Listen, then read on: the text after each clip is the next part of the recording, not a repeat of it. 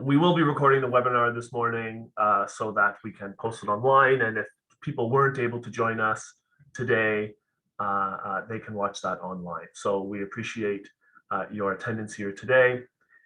So let's get right into it. We have our presentation here. I will put that on. I'll share my screen here. Okay. Lubisa, how does that look? Is that pretty good? That looks great. Okay, great. So we're doing a series of webinars today. A series of webinars over the next few months because we have a lot of clients and just people who reach out to us and different employers who have lots of questions. So feel free to join us on our next webinars as well. Today, we want to talk about obviously the hottest topic for employment law right now, and that's vaccination policies and COVID workplace policies. So, I'll be starting, and I want to set the stage, and I want to lay the groundwork for the rest of the things we'll be talking about today, because we're going to refer back to that very often, especially the Employment Standards Act, Occupational Health and Safety Act.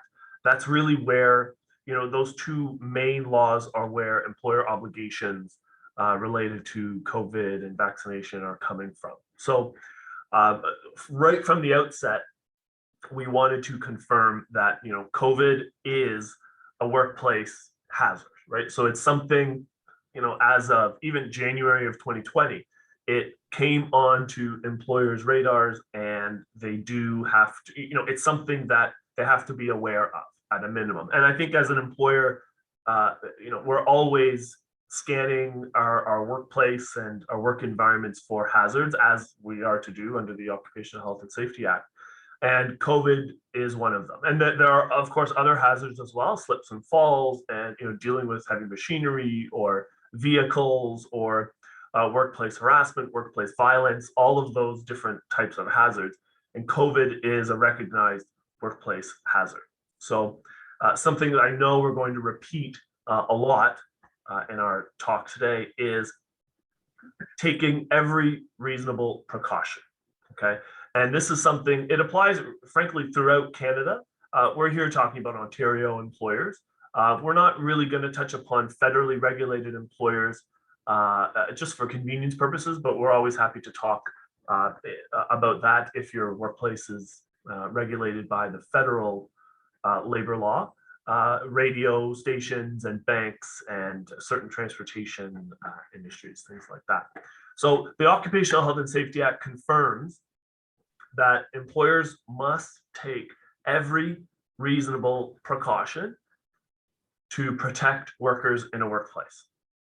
And so if we unpack that a little bit, for an employer, if there is something that is reasonable for them to do, the law says they must do it, right? And the law is clear. It uses that language, that mandatory language. It doesn't say an employer should do this or we recommend that an employer do this. No, the law says an employer must take all reasonable precautions in the circumstances to protect workers in a workplace. So that is really the foundation for why these are, where the COVID policies and vaccination policies are coming from.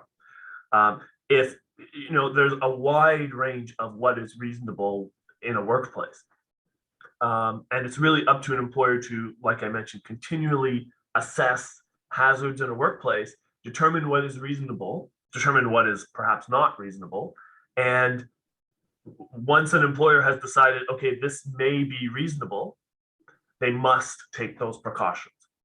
There are other areas of the law that also govern this. The new law that the government passed called the Reopening Ontario Act, that sets the stage 1, stage 2, stage 3. We're currently in stage 3. And they've tinkered with the law a little bit, and that's really dealing with vaccine passports and dealing with patrons or customers who enter a business. We're not really covering that today. Today we're talking about employment law, but it is of course very relevant to this conversation. There's of course the Human Rights Code, and it's something as employment lawyers we're constantly referring to for our clients to keep in mind. there are always human rights concerns in many, many business decisions. There are always human rights concerns that should be kept in mind. Whether or not there are active human rights issues at play, I believe Sarah is going, or actually Lubisa is going to be speaking about that a little later. So we're going to touch upon that. But there are always human rights concerns to discuss. And then with vaccine passports, of course, as part of the Reopening Ontario Act. So the other point that I'll make is, under the regulations under the Reopening Ontario Act, the Ontario government passed quite an interesting regulation, and I know we'll be referring to it later as well. And that regulation is, if the Ontario Public Health Officer, Chief Officer of Public Health, passes a recommendation, employers must follow the recommendation. And the same thing applies for a local, any local officers of public health. And so really that's the provincial government saying, it's, well, and they left it up to their chief public health officer, but also the local public health officer. So, and that was a regulation that was passed at the beginning of the pandemic, relating to workplace screening, which I'm sure every employer is doing, physical distancing, masking, things like that. And just recently, the government added a vaccination policy as a mandatory recommendation that must be followed. So my colleagues are going to be speaking about that in a little more detail, but it was an interesting way that the government put that through. So really what the government said, to confirm, they said, if an officer of public health recommends an employer have a vaccination policy, an employer must have a vaccination policy. What's contained in the policy is up to the employer, and I know Lubisa is going to be speaking about that, or perhaps Sarah. But that's the framework that we're dealing with. We have some other points about the Reopening Ontario Act, as I mentioned. And the last thing I'll mention there is about the mandatory safety plans. So this is something that's not new. It's probably brought in a good year ago, I would say, or around that. That any business that is opening while there's a pandemic going on, they must have a COVID-19 safety plan. And there's a template available online on the Ministry of Health, or really just the Ontario government website, to allow employers to come up with a plan and say, okay, if there's an outbreak, this is what we'll do. This is the person who is going to administer the policy, and answering some of those what if questions, and just detailing the precautions that an employer is taking. So a safety plan is also mandatory while a business is operating under the Reopening Ontario Act. And here we go. I mean, it's taking the words right out of my mouth here. So an important part about the COVID safety plan has to be in writing. So it can't just be a discussion or a meeting that was had. It should be in writing and accessible to all workers that are present. So that lays the foundation for what we want to talk about today. So I'll pass it over to my colleague Sarah, who will talk a little bit more about the vaccination policies themselves. Yes. So thank you very much, Jonathan. And again, we thank everyone who's attended here today. It's a very important topic of discussion, especially in this day and age with the ongoing nature of the global pandemic. We're seeing the law being in a state of flux and constantly evolving. And it seems like the goalpost with respect to what is a reasonable implication or policy seems to constantly be shifting. What we are seeing is a definite shift in businesses and employers implementing mandatory vaccination policies, given that we've gone on through this pandemic now for over a year and a half, and the vaccine is widely available.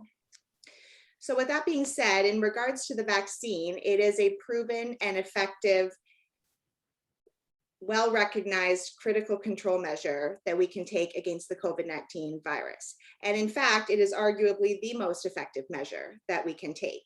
As we know, it's recommended by the federal, provincial, municipal governments, the public health authorities, doctors, nurses, and disease specialists alike. And when we look at the vaccine passports, as Jonathan briefly touched on, we know that this law has recently changed. So patrons 12 years and older are now required to show proof of full vaccination in order to be permitted entry. And it's interesting that the definition of full vaccination has also changed. As it currently states, full vaccination will be considered when an individual has had 2 doses of a 2-dose vaccine plus 2 weeks, or if it's a single dose vaccine, they must have received that single dose plus 14 days. And that 14-day period is important because it allows the person to achieve full immunization from that dose.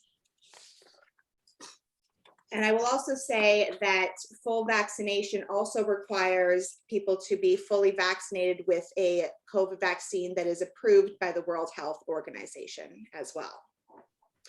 So now let's turn to the pressing topic of mandatory vaccination policies in the workplace. Now, I want to start first by making a very important distinction, and I think this is clear, but I think it is worth repeating itself. There is a difference between a vaccination policy being mandatory and a vaccination policy that mandates vaccination. Okay, so those are 2 different things. So while having a vaccination policy itself included in your COVID-19 safety plan is mandatory, the policy does not necessarily need to mandate vaccines. And we'll get into that a little bit more later in terms of the different options. So as Jonathan mentioned, we now know that COVID-19 is a recognized workplace hazard. And as such, employers must take all reasonable precautions to protect the health and safety of their workers, including against the transmission of the COVID-19 virus. Now, this is an issue that must be addressed very early on in the process. We encourage employers as they're developing their return to work plans and begin integrating their employees back to the workforce that now is the time to address this COVID-19 policy and what you are going to require in terms of vaccination. So it's important to address these issues from the start and to be proactive as opposed to reactive on these issues. Now, there are various types of vaccination policies that can be implemented in the workplace, and it all comes down to whether or not the policy is reasonable. So you will hear us use that term a lot. But for starters, the law is very clear for the high-risk settings. For the high-risk employers, and the government has provided a designated list, they have to have policies that mandate vaccination. And these high-risk settings include the following: hospitals, home and community care service providers, ambulance services, post-secondary institutions, licensed retirement homes, women's shelters, congregate group homes, children's treatment centers, and also notably, the long-term care homes were added to this list just as of last week. So like I said, the law is clear for those high-risk settings, but what about the lower risk employers who are not deemed to be high risk by the government? Well, again, this all comes down to what's reasonable, but there's definitely a grayer area in the law for these lower risk employers. However, we are seeing mandatory vaccination policies, mandating the vaccine, I should say, becoming more commonplace, and they are generally becoming more accepted. Now, I should say there is, for these lower risk settings, there is not as of yet any automatic right or law that entitles these lower workplace settings to require full vaccination. Vaccination policies that mandate full vaccination are generally permissible. However, it all comes down to, like I said, what is reasonable. So what can these lower risk settings and businesses do? Well, you can look to the Occupational Health and Safety Act for guidance, and that states, as we've said, that employers must take every precaution reasonable. So what does that mean? Well, at the very least, it means that you must comply with the advice, instructions, and recommendations provided by the Ministry of Health. And again, each workplace is different. You'll see that's the heading of this slide here, and that's because that is very important. Each workplace is different. But how do we determine what a reasonable workplace policy is? Well, what we recommend is for all businesses and employers to conduct an individualized workplace risk assessment in their workplace as soon as possible in order to determine everything that the company can do to keep the workplace and its workers safe. And generally, they must, generally, for these policies to be enforceable or upheld, you do need to show a higher risk of transmission within the workplace. That's just generally speaking. So this is a very important early first step. And we do recommend that employers involve the Joint Health and Safety Committee and the representative in terms of developing and implementing these policies, because those committee members, they know your workplace best. So definitely involve them in that process. Okay, so what is involved in a workplace risk assessment? Number one, you want to consider whether there is a proven heightened risk of transmission of the COVID-19 virus. So in considering this, you want to look at the nature of the workplace itself and look at who you are engaging with. Are you engaging with members of the public on a regular basis? Are you dealing with vulnerable groups of populations? Is there possibility for social distancing? Has there been an outbreak in the business in the past? And if so, that would help determine the risk of exposure. Number two, you should look at the viability of alternative measures. So for example, are any other measures adequate to reduce the spread of the virus? For example, PPE, regular testing, screening, physical distancing. There are other things that employers should consider that may be an adequate substitute for a vaccination policy mandating full vaccination. An analysis in the workplace risk assessment should also be done on each individual position. For example, if you have office workers, special consideration should be given to them. And then if you have site field workers, a separate consideration have to be made for them as well. You also want to look at the physical workspace itself and the design of it. As I mentioned earlier, you want to ask yourselves, are your workers able to socially distance themselves? So with all of that being said, one of the very common questions that I know all three of us get is, what type of a vaccination policy can I implement?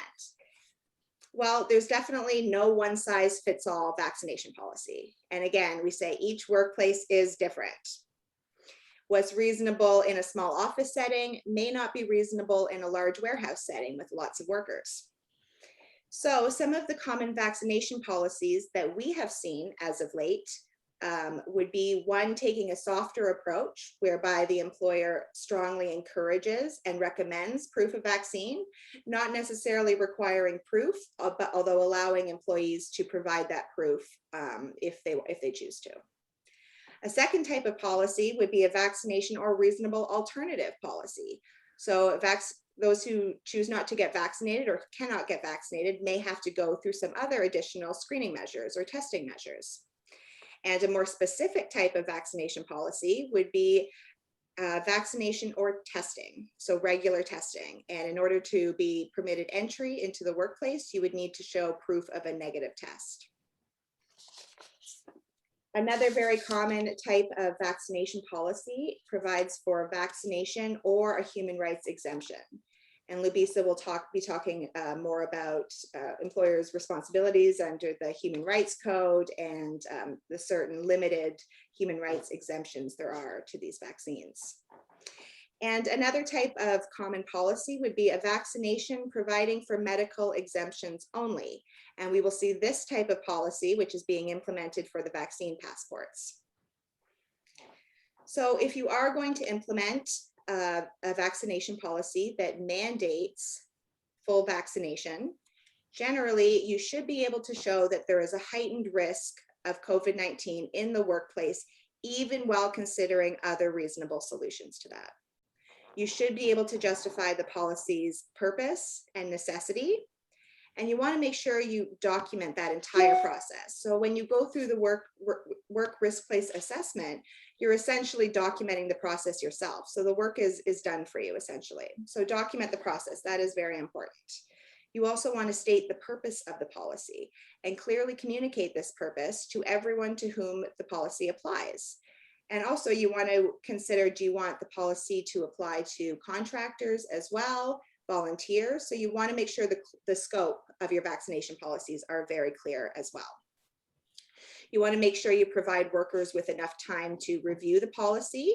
So give them a copy in writing, allow them to ask questions, and you should provide the policy to them within a reasonable advance notice period so that they have time to digest the information and they have a chance to comply with the policy before you start setting immediate deadlines.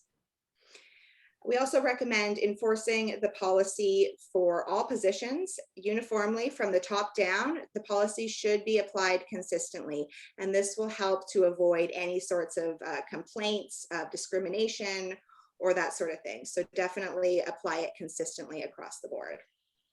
You want to make sure the policies are also reviewed on an ongoing basis and as often as necessary. And these days it seems, like I said, with the flux and the constant change in the law, you may need to be reviewing them on a monthly basis right now.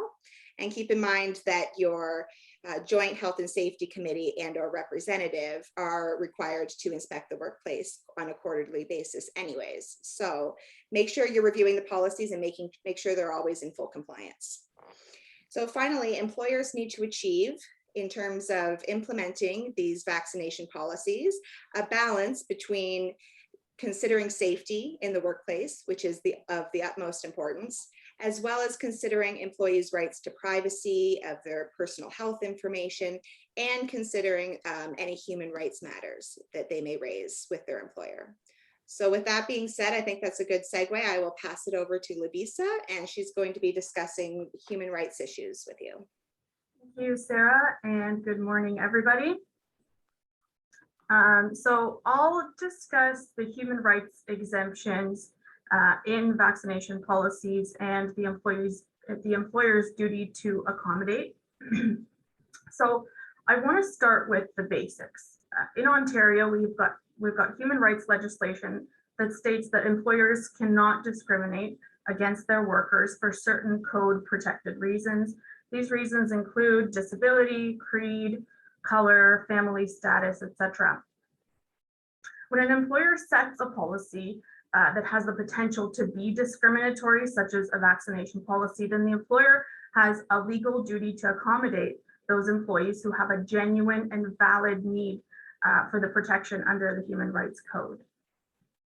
Recently, the Ontario Human Rights Commission released a statement that said, proof of vaccination requirements are generally permissible under the Ontario Human Rights Code in order to protect people in the workplace, as long as individuals who can't receive vaccines are reasonably accommodated.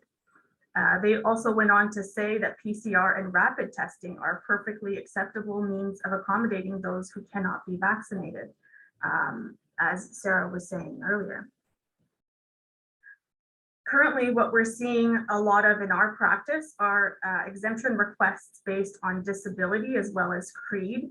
I'll address those two exemptions in turn, but I should note that even though we haven't been encountering other exemptions to date, that doesn't mean we won't. I always advise employers to entertain all exemption requests based on the code and the protected grounds, and then refuse the ones that are not valid and or genuine on a case-by-case basis, right? You never know what's coming. So in terms of the disability exemptions, it's important to highlight that in Ontario, the Ministry of Health has released a guiding document to physicians and other health practitioners indicating that the only reason a person cannot medically be fully vaccinated is because A, they're allergic to an ingredient in the vaccine, or if they've had a severe allergic reaction to a previous dose of the vaccine, and B, if they have had other severe negative reactions to a previous dose, such as myocarditis, which is a heart situation. The creed exemption is a little less clear cut, but creed isn't, because creed isn't defined in the Human Rights Code itself. But if we look to some policy documents, we see that in Ontario, creed is generally held to be a person's religion or their genuinely held system of beliefs. Now, religion may include established faiths like Christianity, Judaism, etc., or newer religions which are genuine. And the genuineness of each request should be assessed on a case-by-case basis, as I said before. I want to pose a scenario for you. If you can imagine a group of people these days who don't want to get vaccinated for any reason whatsoever, anti-vaxxers, vaccine hesitant people, they come together, they organize, and they write down a set of core beliefs that include the belief that vaccination isn't permissible in their religion. They incorporate a not-for-profit organization, they hold services, events, they maybe even come up with a name for their religion. Now, is that a religion that you have to accommodate for, right? The answer might be yes. So for that reason, I'm gonna repeat it again, entertain all accommodation requests and say no individually on a case-by-case basis. Take it all seriously, in other words. But what happens if a person claims that their personal belief is for non-vaccination is their creed? Well, the OHRC, the commission, was clear in their policy statement that individuals who choose not to get vaccinated on the basis of a personal preference or an independently held belief do not have a right to accommodation under the ground of creed. So if someone comes to you and says, I truly believe that it is morally wrong or it is personally not for me, then that is not something you have to accommodate for in your vaccination policy. So let's suppose that an employee presents a genuine and valid need for accommodation. Let's discuss what the accommodation process looks like. What does it mean to accommodate the employee, and how far does the employer have to go in order to ensure the employee is not discriminated against? Well, first of all, if the policy requires mandatory vaccination, then an accommodation may require other less intrusive measures to be taken by the employer to accommodate the employee to continue working safely in the workplace. Other less intrusive measures that can be taken might include screening, distancing, masking, disinfecting, alternate work arrangements, additional personal protective equipment, and finally, regular testing. So if you're a small outfit with limited resources, or even if you're a larger business with multiple locations, PCR rapid testing may be onerous for you. And I've heard many of our clients say, well, testing is messy, or testing requires too much staff training, too much manpower, etc. And the next question out of their mouth is, can I refuse to accommodate via testing because it's too hard to do that or too onerous on the business to do that? And this is what I tend to tell those clients. An employer has an obligation to accommodate employees for human rights protected grounds only up to the point of undue hardship. So what is undue hardship? Well, it can't be regular hardship. It has to be more onerous than that. Now, there are really only 3 factors that can be considered in determining whether the employer would suffer undue hardship in order to accommodate the employee. And those are cost, outside sources of funding, and finally, health and safety. I think in the case of vaccination policies, the health and safety requirement is going to be the biggest consideration because there are some settings that pose a proven risk of COVID-19, while others are very low risk. So imagine an employee sitting at home hacking away at that keyboard. That's not necessarily a very risky situation for them. Labisa, let me just ask you a question because there's 2 questions that come in, and I see the other questions that have come in and we'll address them. 2 people have asked about testing and who pays for the tests. Let's say, so I get to flesh out the question a little more. An employer has a reasonable vaccination policy as they're required, everyone has to have a vaccination policy. That policy requires certain employees to be tested. Let's say it's rapid testing. Who pays for the testing? Well, so first of all, rapid tests are meant to be free. I think there's maybe an admin cost to it. So I don't think it's a very high cost. If you do want to pass that on to the employee, I think I wouldn't recommend it. I wouldn't advise doing that, because as the employer, it's up to you to make sure that or to ensure safety of the employees, right? And that might include cost. And like I said, cost is not something that you should be considering when deciding whether or not you have to accommodate employees. So if there's a cost associated to it, we've seen some companies in the US pass on costs, including costs for insurance and increased premiums, etc. But I haven't seen it here, nor would I recommend it at the moment. Like Sarah said, though, this is an ever-changing situation. We're on a week-by-week, month-by-month basis on how often laws are changing and things are evolving. So even though I might not recommend it today, that doesn't mean that tomorrow or next week it might not change, right? Yeah, and what I would add to that as well, and I see there's a clarification on the question, so we'll get to that. But what I would say is this: an employer has many policies. You might have a policy on drug testing or any substance testing. You might have a policy on workplace harassment and workplace violence. So let's take workplace harassment as an example. The employer says, if you're harassed, submit a complaint, we will investigate. Who pays for the cost of the investigation? Internal, external, doesn't matter. The employer pays for that cost. So I think when we look at the big picture, right, what this is an employer passing a policy on health and safety. Let's say even cleaning, right? Do you ask the employees to clean the floors or clean other areas of a workplace? Well, that's a cost that the employer bears. And so for me, it's a really easy answer to the question of who pays for COVID testing. It is the employer. And I think, like Louisa said, it's so rare. In Canada, I haven't heard of that yet. We'll see what happens in future litigation. But in the US, I've heard of a couple of those situations. But for Ontario, our advice is if the employer requires an employee to do a COVID test, the employer pays for the COVID test. Now, the clarification on that question, Louisa, is what if the testing is on a person who simply refuses to be vaccinated? So they don't have an exemption. Okay, so no medical exemption, no religious exemption, but they just simply say, I'm not going to be vaccinated. Who pays for the test then? So again, depends on your policy, but it should be the employer. And I'm just going to jump back into what I was going to say, because I think this is pertinent, which is you can't tell an employee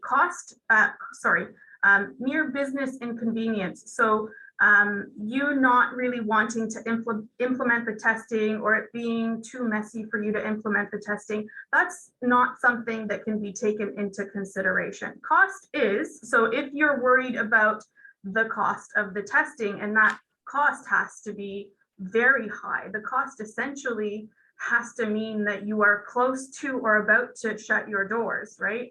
In order to implement the policy. But mere business inconvenience can't be taken into consideration when you're deciding whether or not it is undue hardship for the employer to accommodate an employee. Other things that can't be taken into consideration are employee morale. So if most people at your office are vaccinated and they don't like that their coworkers are not vaccinated, that doesn't necessarily mean that you should have a mandatory vaccination policy, because that is not a consideration you should have, right? The next thing that can't be taken into consideration is third-party preferences. And I fielded a lot of calls from clients who tell me that their own clients are refusing to deal with unvaccinated employees. But that can't be brought into the reasoning for accommodating an employee. So even if all of your clients only want to deal with vaccinated employees, you, the employer, have to do whatever it takes to accommodate those with a genuine need for accommodation. So I'm going to switch gears and just talk about privacy considerations within your vaccination policy.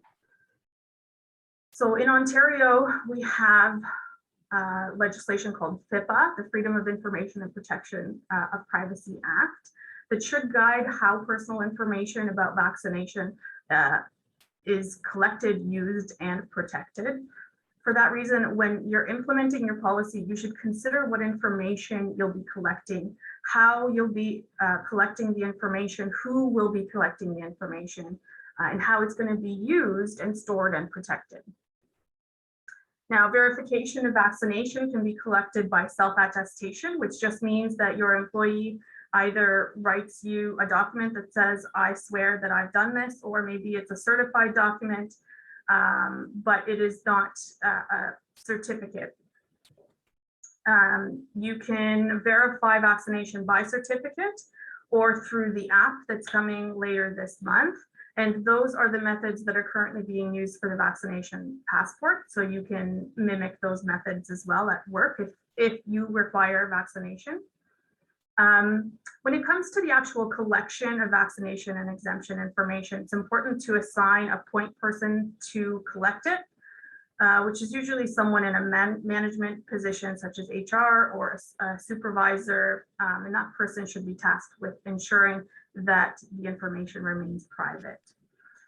Regarding use of the information, your policy should clearly state the intended use and when and to whom it might be disclosed. I know many of our clients, like I said before, have clients of their own who want to make sure that they're only dealing with vaccinated individuals. And so your company might choose to disclose vaccination information for the purposes of sending an employee to your own client. If that's the case, then you need to ensure A, that you have the consent of your employee to release that information, and B, that the manner in which you're going to use and release that information is given to your employees ahead of time. So now once the information and the consents are obtained, the information should be sufficiently protected and records should be kept in accordance with privacy laws. Records should only be kept for as long as they're necessary, but certainly only really as long as the vaccination policy is in place. When the vaccination policy is lifted or it's spent, or there's no longer a need for a COVID policy, which fingers crossed will be soon, then you no longer need to keep these records, presumably, so they should be destroyed in a proper manner. So I think that is all I'm going to say about the privacy concerns. And I think that Jonathan was going to touch on the 8 best practices, or maybe we all will. We will, but what I'd like to do now, I see there are a bunch of questions and some of them are very, very good questions I want to get to. So I'm going to leave these best practices. There's another slide as well. And so we'll provide a little bit of context, but I want to get to some of these questions because some of them are good. So Sarah, I'm going to pose a question. Actually, sorry, there's another half of a question, Lovisa, I'll get you to touch upon really quickly. Someone has asked, can you deny an exemption on human rights grounds and only consider medical grounds for vaccine exemptions? What's your brief answer? Right, so that's the position that the government's taking on the vaccine passports for patrons, right? So an employer might choose to do the same, an employer who's affected by the vaccine passport. So let's say a restaurant, right, might choose to do the same and mirror those requirements for their employees or visitors, which are currently excluded from that vaccine passport law. But what is really key in doing that is the risk assessment. And I don't think we can stress enough how much that risk assessment is going not only to guide how you treat your employees as it relates to vaccination, but it will also, in the future, if there is a complaint regarding the policy itself, then you will have a platform. You'll have something to look to say, well, we have done a risk assessment. We know what is involved in each position. And based on that risk assessment, we have decided on X, Y, and Z in order to protect our employees, right? So the short answer is yes, you can, but it really depends on the steps beforehand. Yeah, and what I would add to that is I think it's important every employer review, all of the protected grounds under the Human Rights Code. Disability is one of them.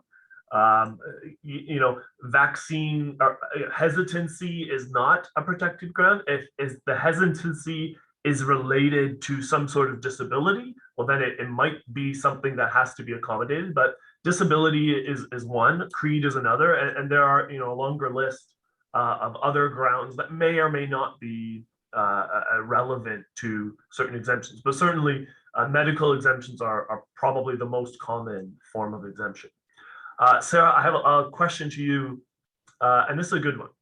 So can you give some context or an example of a policy for a small office environment? So for a small office environment, I'm assuming with a limited number of workers, again, we stress start with the workplace risk assessment plan. Look at everything that you're currently doing and things you're not doing that maybe you could be to help prevent the spread of COVID-19. And with respect to the vaccination policy, there are different types of policies you could implement. And again, it all comes down to what's reasonable for your work environment, the nature of it, the workers, the positions, the job you do, who you're interacting with. So like I said, there's no one size fits all. So it really needs to be tailored to your specific workplace. But I will tell you what we see commonly for smaller employers. We see vaccination or testing, and we also see vaccination or screening policies as well. And you always have to keep in mind that there might be a valid human rights exemption. And if that's brought to your attention, that's definitely something that you would need to also consider. Yeah, and what I would add to that, I agree completely. And what I would add is, if an employer deems a certain policy to be reasonable, then go ahead and enforce it. That policy also could be, we encourage employees to be vaccinated. Right? Is that reasonable based on your particular workplace? Only you as the employer can answer that. So it starts with the risk assessment and to understand all of the risks in a particular office. Luisa, there's another question. Luisa and I have been debating this question about remote workers who work from home. Should they be included in the vaccination policy? So I'll start, but and I'll say, I'll start right from the outset. There isn't really clear guidance from the courts or from any legislation that was passed to say, yes, remote workers, should be, treated exactly the same as if they were working from the office. So I'll start off in saying, I think, again, it's up to the employer to have a reasonable policy. So, and if the employer deems certain, let's say you're a larger employer, certain, there's different groups of workers. You have some office workers, you have some field workers, and then you have some, let's say, warehouse workers. Well, their job duties and the requirements for their job and what they do are different, right? An office worker might work a lot differently. An office worker might have very little interaction with other people. And so, and that applies directly to a remote worker as well. If they're remote, if they're only working from home, not going into the field, well, can you really control what they do in an employee's home? My opinion is that you can reasonably exclude remote workers. You can treat them differently, right? I compare it to, well, should you also make sure that the employees, the floors in their house aren't wet? So if they slip, is the employer responsible if the employee, has some sort of injury at home during the hours of 9 to 5 when they were working? I think that's going too far. But Luisa, what's your opinion? I tend to agree, and I sort of tend to go back to basics. So what is the duty on the employer? It's to protect them from workplace hazards, right? And even though their workplace, it happens to be at home now, they are only exposed to those hazards that they would normally be exposed to, which is their own family members in their own home, right? Now, if they choose to leave during work hours and go somewhere and see somebody and maybe not wear a mask or whatever they might be doing, that is a personal choice that they're making. That's not employer mandated. However, if those same work from home employees also have a part of their job that requires going into the office or going to see clients or going into clients' homes, for example, then I think that it is more than reasonable to ask them to be either vaccinated or to test, depending on the level of risk and whether it's a high risk, a proven risk, or maybe just a perceived risk, right? So again, back to the assessment. But I think that if the majority, or I think if some of your workforce solely works from home, then I don't think that it would be necessary or I think reasonable to ask them to be vaccinated. However, if a part of your workforce does go out and is client facing, then they are the ones that should be treated differently and asked to be vaccinated. Yeah, and what I would add, I mean, we've been kind of debating it for a while.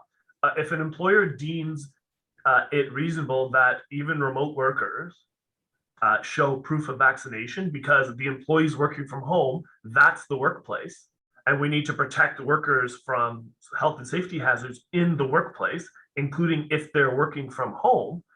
I think an employer could come up with a reasonable policy to say, yes, even remote workers have to be vaccinated.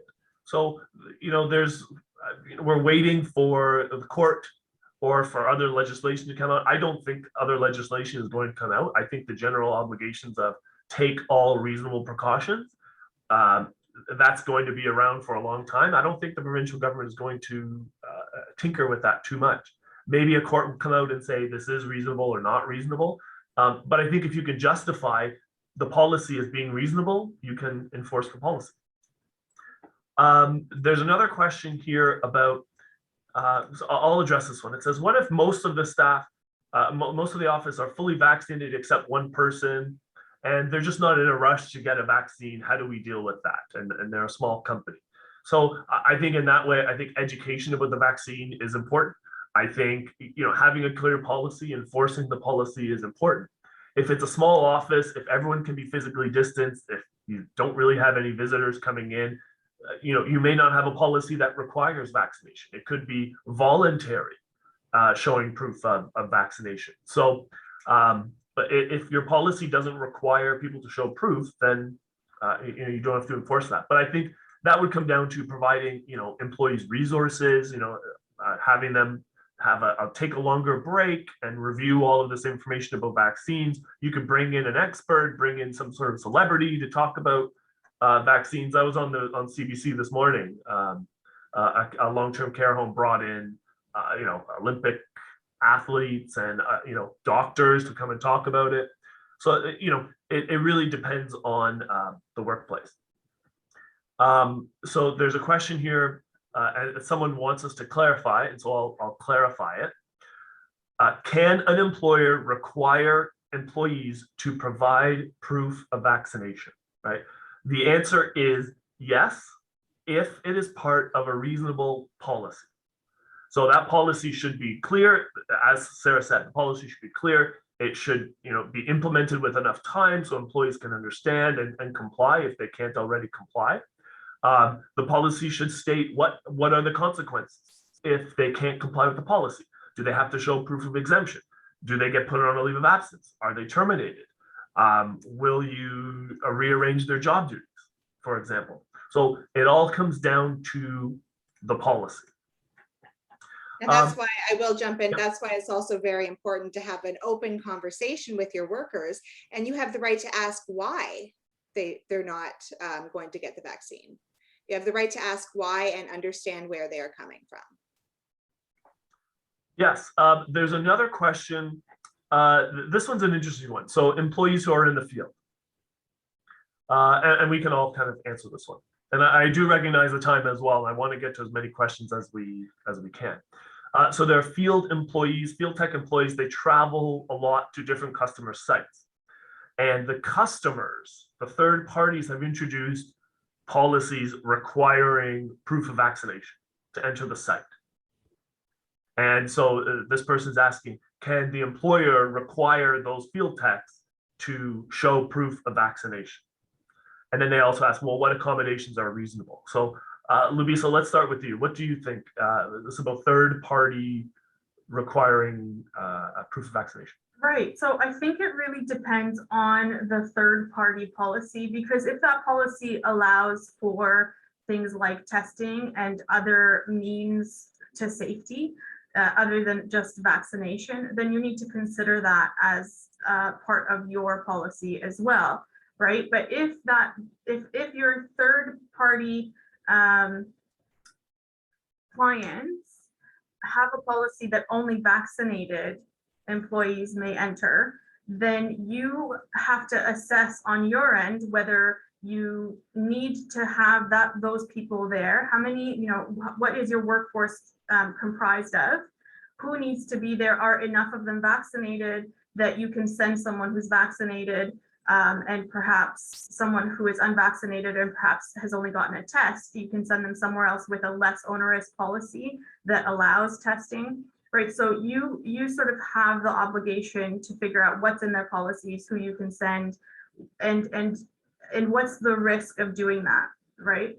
So I think it's important to do that, to make sure that you're being fair to your workforce, right? But another thing that I will say, and I've gotten this question before, is that you need to disclose those policies. If you're going to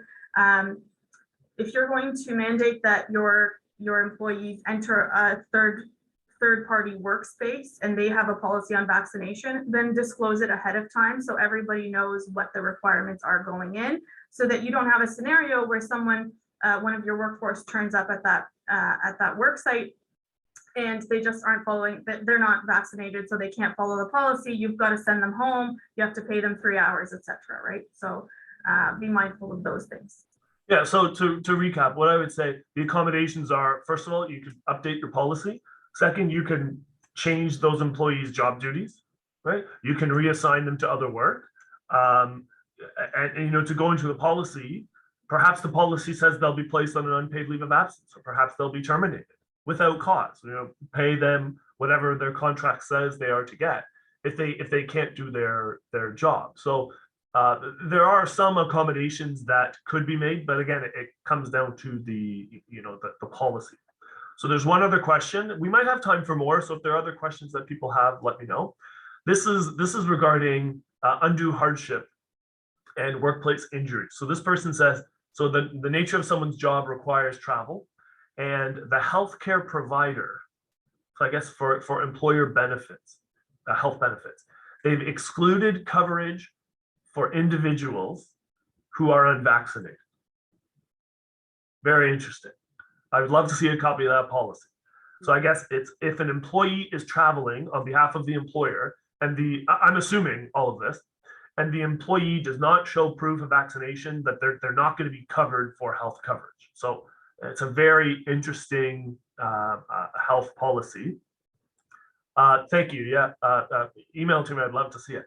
Can that be grounds for undue hardship based on a potential workplace injury that isn't going to be covered by their health coverage if they are injured? So I'll address my opinion on that, and Labisa and Sarah, you chime in as well.